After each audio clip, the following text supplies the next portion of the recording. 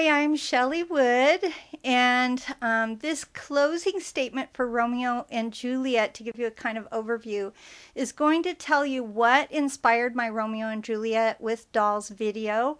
I'm going to offer a challenge to teachers and parents, and then at the end I'll tell you how you can support the channel if you wish. So let's start with what inspired Romeo and Juliet with Dolls.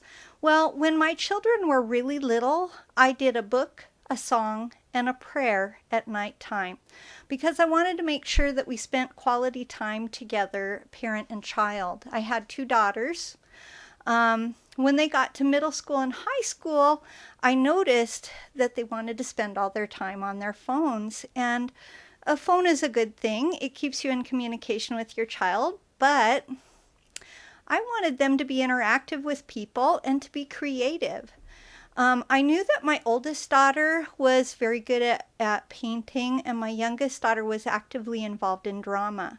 So I put these things together and thought maybe we should do a stop motion video with dolls. With my oldest daughter in freshman year English, she would be reading Romeo and Juliet. I had been an English teacher before I was a school librarian, so I knew this was part of the curriculum.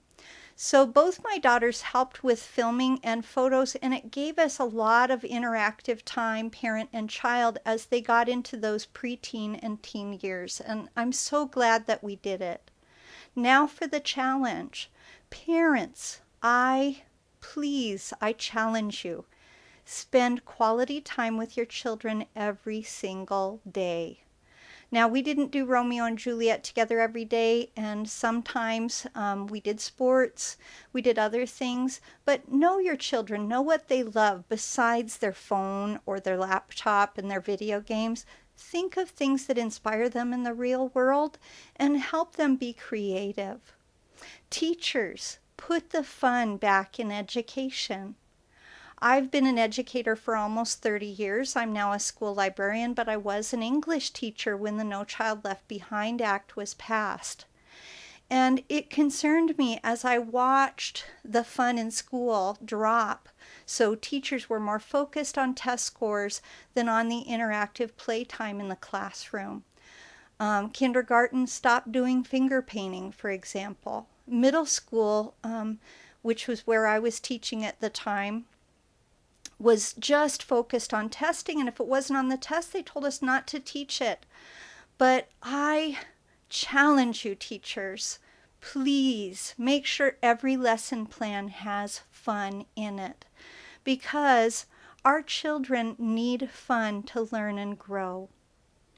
Now, lastly, how can you support my channel? If you enjoy my videos, share them with friends, share them on Facebook, share them with family. Share this particular video with any teacher you know, whether they teach English or not. They may know a teacher who would really enjoy showing this video in their classroom.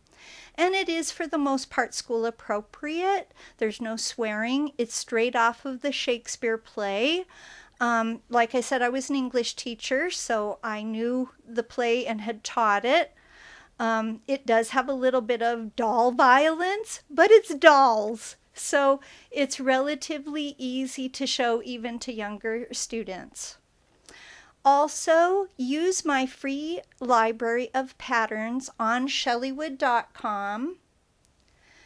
To learn to sew for yourself, if you would like to learn how to sew doll clothes, I do have some crafts as well.